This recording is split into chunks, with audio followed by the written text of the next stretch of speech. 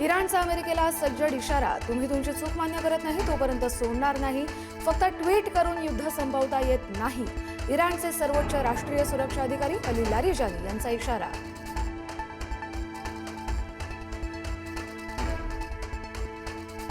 पंतप्रधान नरेंद्र मोदी यांची इराणचे अध्यक्ष डॉक्टर मसूद पेझेशकियान यांच्याशी फोनवरून चर्चा. इराणमध्ये झालेल्या नुकसानाबाबत व्यक्त केली चिंता, तर भारत शांतता आणि संवादाच्या बाजूनं मोदींचं प्रतिपादन.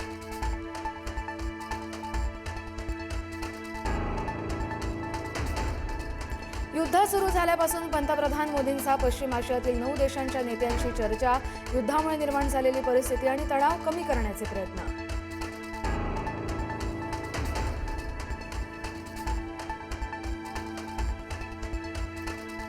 होर्मुझ सामुद्रधुनी बचावासाठी जहाजांची नवी शक्कल. काही जहाजांकडून ते चीनशी संबंधित असल्याचा उल्लेख. हल्ल्यांचा धोका कमी करण्यासाठी जहाज संचालकांची युक्ती.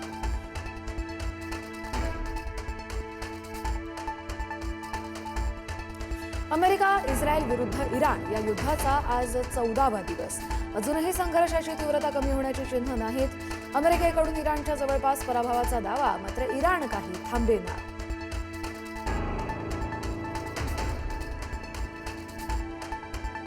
संयुक्त राष्ट्रांच्या सुरक्षा परिषदेत भारतासह 13 देशांकडून इराणचा निषेध. इराण विरुद्ध मोठी जागतिक एकजूट. रशिया आणि चीनची मात्र तटस्थ भूमिका.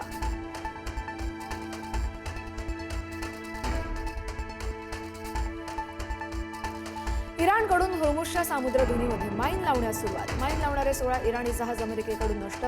इराणकडे अंदाजे 2000 ते 6000 समुद्री माईन.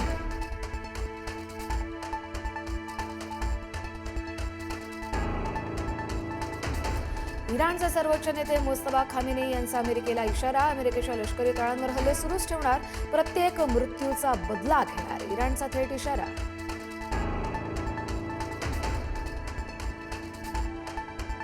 इराणच्या पाठिंब्याने लेबनॉनमधील हिजबुल्ला या दहशतवादी संघटनेचा इस्रायलवर मोठा हल्ला. मध्य इस्रायलला लक्ष्य करत सुमारे 200 रॉकेट्स आणि 20 ड्रोन डागले.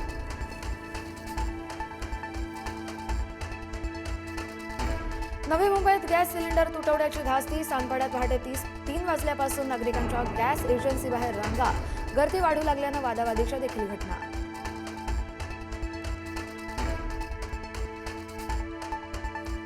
मुंबईतील 40% हॉटेल्सना गॅस टंचाईचा मोठा फटका. 20% हॉटेल्स पूर्णतः बंद, तर काही हॉटेल चालकांनी पदार्थांची संख्या घटवली.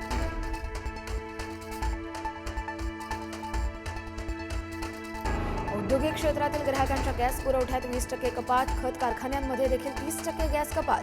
युद्धकालीन आणि काटकसरीचा उपाय म्हणून केंद्रीय पेट्रोलियम मंत्रालयाचा निर्णय.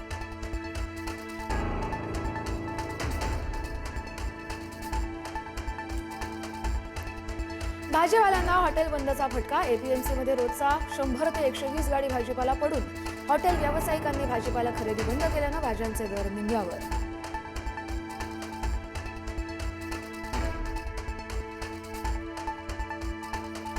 भरधाव ट्रकच्या धडकेतून तरुण आश्चर्यकारकरित्या बचावला. पुण्याच्या शिरूरमधली थरारक घटना. प्रसंगावधान राखत दुचाकीस्वारानं वेळीच उडी मारल्यानं त्याचा जीव वाचला.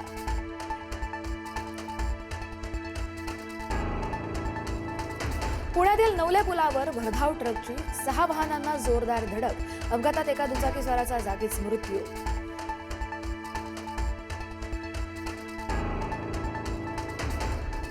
कडक उन्हानंतर राज्यावर अवकाळी पावसाचं सावट. आजपासून 3 दिवस मध्य महाराष्ट्र, मराठवाडा, विदर्भात पावसाचा अंदाज. कोकण वगळता राज्यात सर्व दूर पावसाची शक्यता.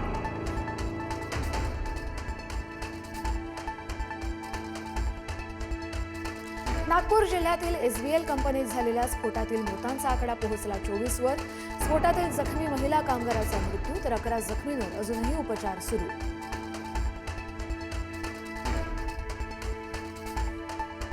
ईडीकडून रिलायन्स समूहाचे अध्यक्ष अनिल अंबानी यांची मालमत्ता जप्त. 581 कोटी रुपयांहून अधिक किमतीची मालमत्ता जप्त. महाराष्ट्र, दिल्लीसह 13 राज्यांमधील भूखंडही जप्त.